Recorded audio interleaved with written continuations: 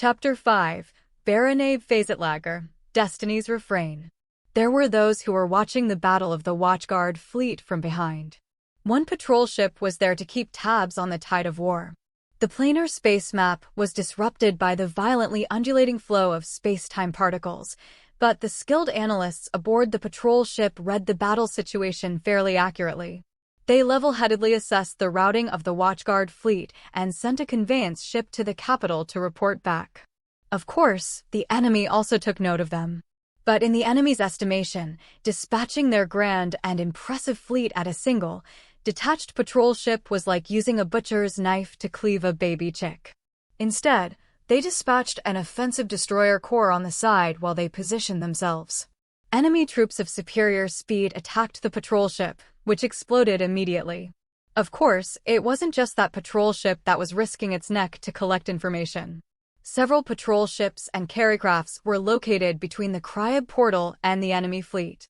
These surveillance ships also grasped that the main force of the enemy fleet had finished replenishing their mine stocks and resumed the advance. A conveyance ship zoomed to the capital to bring news of how much time they had left. 2 hours and 27 minutes later by that ship's time, it entered the Avriel Count Dom from the Cryab portal, transmitting a wealth of information. The conveyance ship and Lokfikar were drawing closer to each other. Of course, the conveyance ship was approaching the capital, but the capital itself was approaching the Cryab portal. The capital revolved around the sun named Avriel. The 8 portals revolved in the opposite direction in orbit, slightly farther out from the rest of the city. The distance between Lokfikar and the Cryab portal was currently shrinking. Furthermore, a particular portion of the capital was leading the pack in the march toward the Cryab portal. The capital was divided. Of course, the capital was not a single structure to begin with. It was a collection of artificial planetoids in such numbers that it was tempting to call them innumerable. All the artificial planetoids had their own means of propulsion, but that was mostly to evade collisions, and few buildings could maintain high acceleration for long stretches. Such structures, which was to say most of the capital, remained in their original orbits. Most had been simply abandoned, but a small fraction were armed and awaiting the enemy's arrival. The buildings granted enhanced mobility were accelerating away from the sun. The 8 portals were revolving further out than the capital proper. Part of the capital was expanding its orbital course in an attempt to wedge itself in between the Cryab and Barca portals. At its center flew the city ship Avriel, itself the heart of the Imperial Palace. It was accelerating slowly thanks to the attitude control engines and the thrust of towing ships. It seemed a sad shell of its former self, considering it had housed 8 closed portals and raced across the galaxy up until the founding of the Empire. Yet all the same, the egg of the Empire headed bravely into its final battlefield. The structures that surrounded the Avriel and made up the Imperial Palace were included in this group. In addition, the capital manors of the grandees and the apartment complexes of the gentry were also participating. These structures were equipped with laser cannons and mobile mines. They had become emergency orbital strongholds. Another group pulling away from the capital contained ships in possession of not only 3 space maneuverability, but also interstellar navigation functionality. Many of the structures of the capital were using what were once interstellar ships. The space-time bubble generators were removed without exception, but it was not uncommon for structures to still have regular propulsion engines. The construction sites that manufactured space-time bubble generators were evacuated first, but their stockpiles remained in the capital. By inserting the leftover generators, they could essentially revive abandoned ships. After all, if they were simply left alone, there was a chance they would fall in enemy hands. What couldn't be used headed for the Barca portal, fleeing to the temporary capital. More than a few ships pressed forward with the work of reviving planar space navigation functionality mid-voyage. Vast amounts of data were exchanged between the groups that made up the capital via signals and telecommunications. Many of those transmissions were farewells. "The former Baron, ma'am?" Jint blinked. "That's right." Associate Commodore Ados Rioa's hologram's eyes were downcast. "He says he wants to say goodbye." "You're saying the former Baron is still in the capital?" Jint was surprised. "Of course he is," said Ados Rioa incredulously. "My father is a member of the Capital Defense Platoon." "I didn't know," said Jint. but you should have guessed. All nobles who have retired from military service are on the Defense Platoon Register of Names without exception. They're only removed from this list when they die or return to service. Isn't he too old to participate in the battle? I guess the system is tailored toward OVs. They don't grow weaker with age. Understood, ma'am. I would very much like to speak to him as well. Thank you. I'll switch the line. The Goffnosh Drade, the ship Jint was on, was still in the Count Dom of Avriel, sailing through 3 space toward the Barca portal. There was no guarantee they'd be able to enter planar space right after arriving near the portal. They'd probably have to wait a while. The area around the Barca portal was crowded, and not all of those ships were evacuating. In order to fortify the Larbe Barca Royal Palace, which was next to the portal, ships carrying personnel and materials were also rushing in. Jint was deeply sympathetic to the space traffic controllers who had to deal with it all. He himself was resting in his private room, where he was receiving Ados Raiwa's call. According to regulations, Jint had to be at the bridge 30 minutes before passing through the portal, but he decided that he could take a breather for now. He waited about 2 minutes for the hologram to switch to the former Baron. Shroof raised a hand in greeting. Hey there, boy. Jint owed his life to Ados Usain Ados Shroof, the former Baron of Febdash and the father of the Commandant of Trampleblitz Squadron 1, Associate Commodore Ados Raiwa. He had helped Jint escape from captivity. Of course, considering that the former Baron himself was also imprisoned, and that it was the former Baron's son who imprisoned them to begin with, the picture was a little bit murkier than that, but in Jint's eyes, the former Baron had undoubtedly saved his life. I apologize that it's been so long, said Jint. While he was no longer a boy, Jint didn't object. Jint glanced at the 72 in the hologram's upper right corner. The communication time lag was 72 seconds, meaning he was 36 light seconds away from wherever the former Baron was. Don't worry about it, it's my fault too. Jint waited for Shroof to continue, but apparently that was it. Jint didn't know what to say, so he ended up asking something stupid and obvious. You're joining the Capital Defense Platoon, right, sir? Yep, nodded Shroof. Another lordly duty to add to the pile. Though I did get to pick my post, what post? Jint asked, but this time that wasn't necessary, as the former Baron continued speaking. I requested to be posted in the former Baron of Febdash's capital manor. The manor's currently mobilized in tandem with the Imperial Palace. It's relatively new for a manor. It's only been given a single antiproton cannon, so I guess you could call it a slow assault ship, but if I'm real patient waiting for the enemy to draw close, I can put up a fight. Do you have any subordinates? Well, they're not subordinates as such, but a couple of old friends are here with me. A lander friend, we used to lick each other's wounds, and one odd duck who, despite being born with a frosh, became a technician because he hates piloting. I made the vassals evacuate, of course. Us 3 intend to attend to the capital on its deathbed. Is that so? Jint was relieved, if only a little. Enough of this dull stuff. Isn't it time you told me something fun? What sort of thing should I talk about? Jint smiled. When you get to be my age, love talk gets hard to listen to. You got anything else for me? I had nothing fun to recount to you about my love life to begin with. You're being humble. There ain't many in the Empire who can claim to be the Raic lover of a royal princess. Well, that's a precarious situation too. Is it now? Said the old man, his face displaying great interest. Why don't you talk about that then? No, that's... Jint tried laughing it off. A lot has happened. Giving me the cold shoulder, boy, pouted the former Baron jokingly. You could stand to tell a guy who's about to march to his death at least that much. Again with that. Jint tried and failed to smile. He felt he'd witnessed an abnormal number of deaths for his age, but he hadn't gotten used to it, nor did he want to get used to it. Forgive my slip of the tongue, said Shroof. But you've got to understand, my young friend, this is the most glorious moment in my whole life. Even if I'm just one of the great number of people who can say the same. So I'd like some congratulations, even if they're not from the heart. Congratulations, said Jint, with some effort. Upon reflection, Jint realized his own prospects weren't necessarily brighter than the former Baron's. He'd survive for a bit longer, but beyond that, there were no assurances. Thanks. You do your best out there, too. Wherever life takes you. Yes, sir. Thank you very much. Now that the pleasantries are out of the way, the former Baron smiled impishly. It's time we got to the main topic. What do you mean, precarious? Oh, Jint stammered. It seems my old friend's keen to know, too. I'll introduce you to so give us the skinny. Aren't there people you'd be better served talking to apart from little old me, said Jint. Never mind that, I've already talked to all my friends who aren't here. Sroof tilted his head.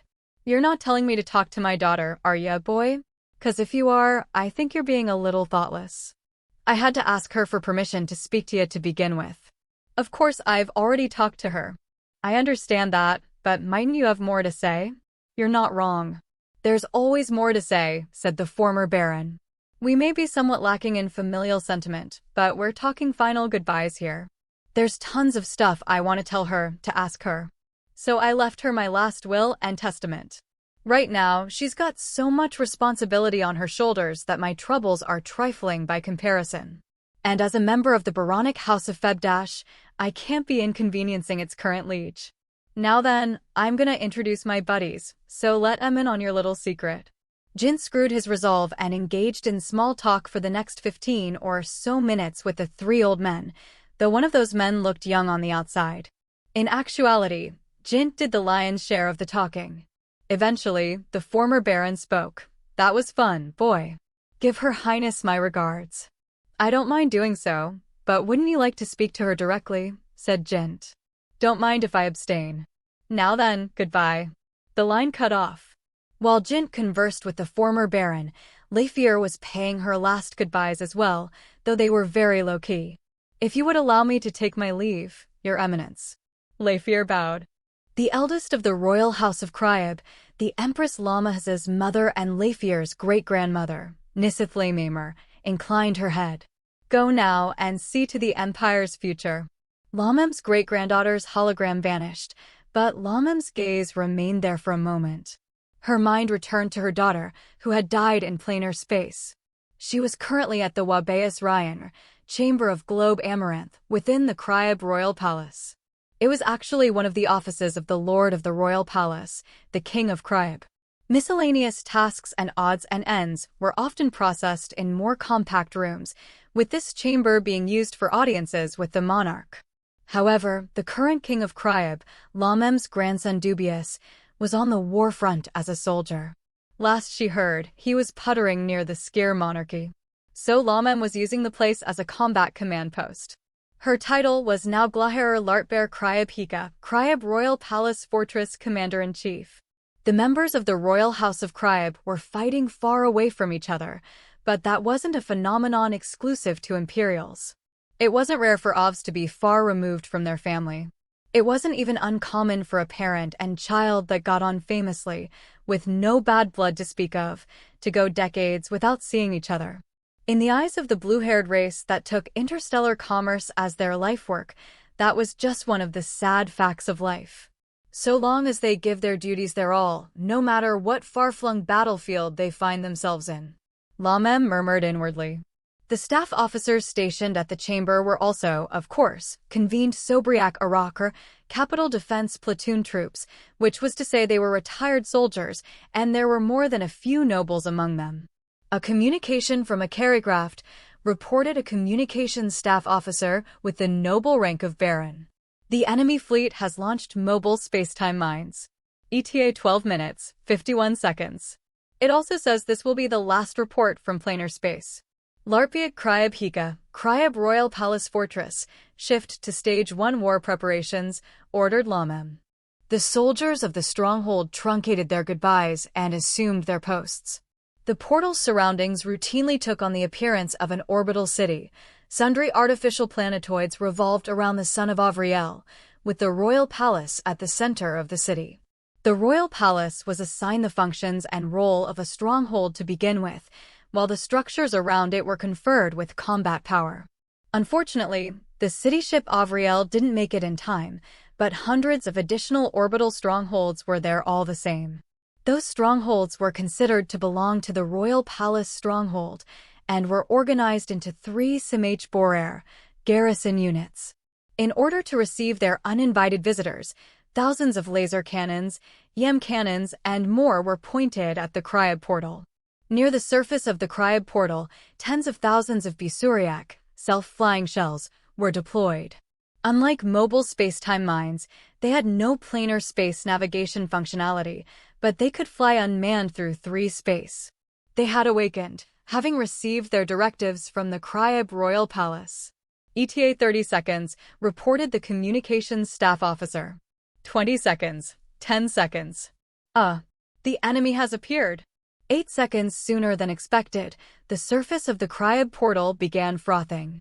Commence battle, ordered Lamem unenthusiastically. The space-time mines emerged from the portal. When transitioning from space to planar space, there was no way to know where on the portal an object would appear, and the same was true of the reverse. As such, where on a portal ships coming from planar space would appear was dictated purely probabilistically. Fresh out of the portal and into space, the enemy fleet had to regain its bearings and formations. Throughout the Empire's history, the imperial capital had been attacked by enemy fleets 3 times.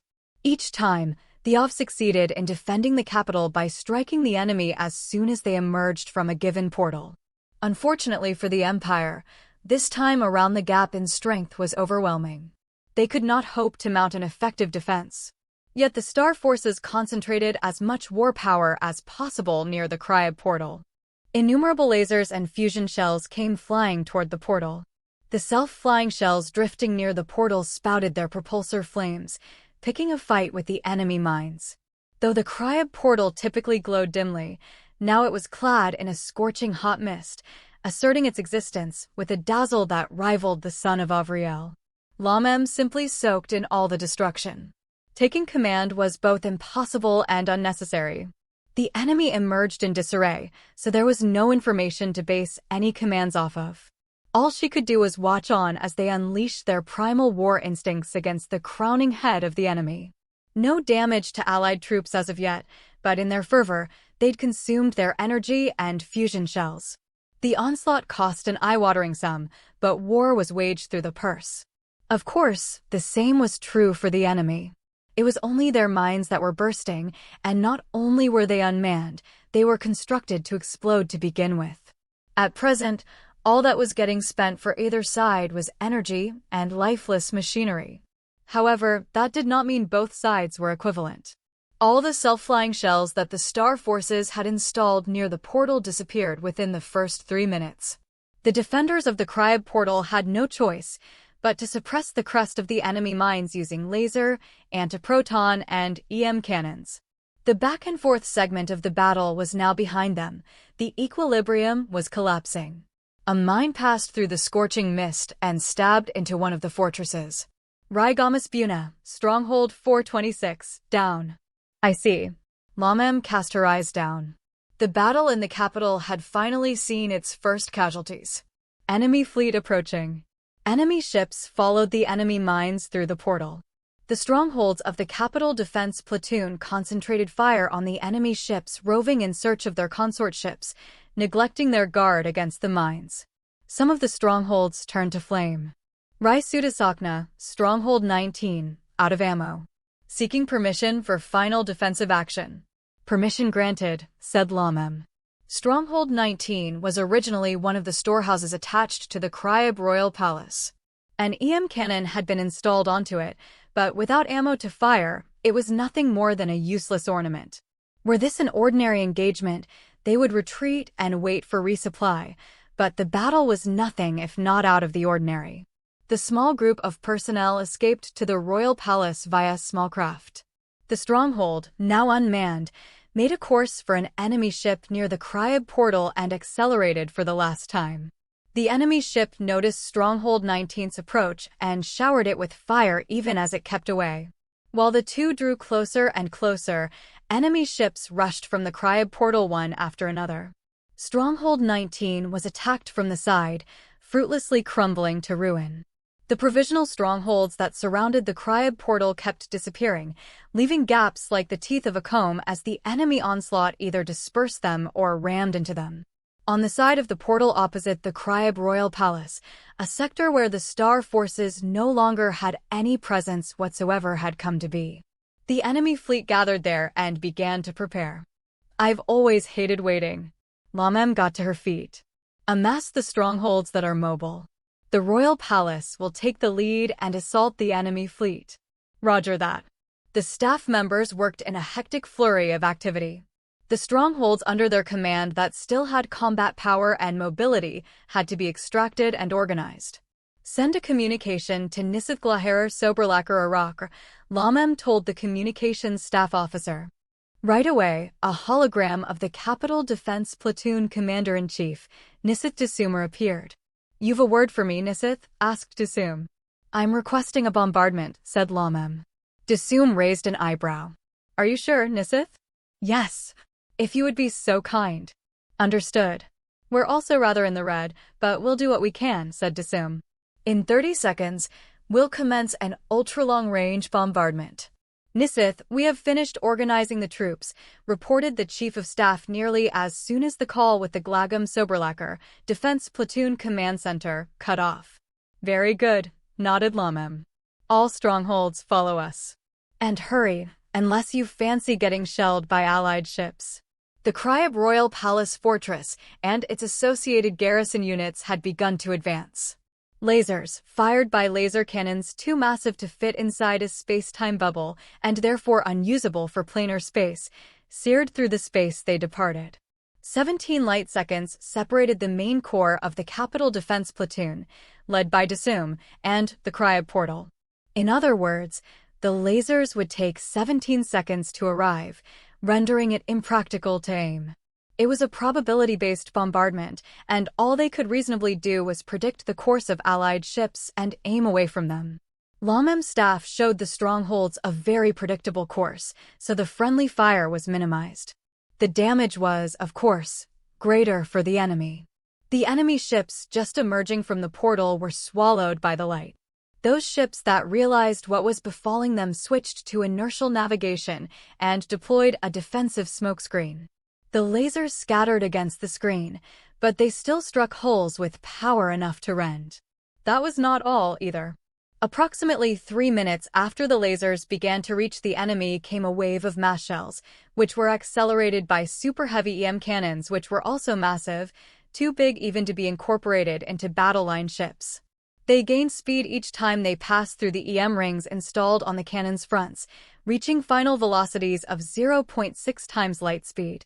It was impossible for an enemy ship that had just left the portal and wasn't moving all that fast yet to dodge. However, the mass shells also had a probability range for hitting their marks. In order to raise their chances as much as possible, they split into tens of thousands at about 50 Sadak before the portal. The enemy ships intercepted using defense-oriented mobile turrets, but it was not easy to destroy mass shells, which, as the name implied, were masses of heavy metals. Though they were flying inertially, they were hurtling through space at relativistic speeds all the same. The hit rate was less than 1 in 10,000, but the rare mass shells that did by some miracle hit an enemy ship contributed to the Empire's future with absolutely savage, devastating blows. Meanwhile, the grouping of strongholds under Lamem had entered a war of attrition with the enemy fleet that was at the ready. The outer walls of the Cryb Royal Palace, which had been magnificently decorated to please both the eyes and the Frokras of the Ov, had ceased to be. The palace was now a whole size smaller and had been hit by uninterrupted explosions, each of which would kill a military vessel with a single blow. Most of the firearms in the royal palace were also non-functional. It had become nothing more than a shield for the strongholds that still had some fighting strength left, taking advantage of the royal palace's preeminent defensive power. However, highly agile enemy ships zoomed around, ignoring the sluggish Cryb Palace and thrusting spears of light into the strongholds behind it. The palace no longer possessed the wherewithal to prevent enemy ships from passing through. In the chamber of Globe Amaranth, a chamberlain spoke to Lamem. Nisith, we can no longer maintain atmospheric pressure. Humbly, I ask that your eminence wear a pressure suit. Lamem simply smiled at this show of concern. If the air seal could not be maintained, the end of the royal palace was at hand. Even if she did wear a pressure suit, what would that gain her? Minutes? Seconds? Thea feared the tinnitus caused by the sudden drop in air pressure, calling it the death whistle. The Chamberlain was still shouting, but the death whistle drowned it out. The Raihan, globe amaranths, in the chamber were wasting rapidly away, too. Then, at last, the floor fissured and cracked. Thus did Her Eminence Lamem meet her end, and the Cryab portal fall.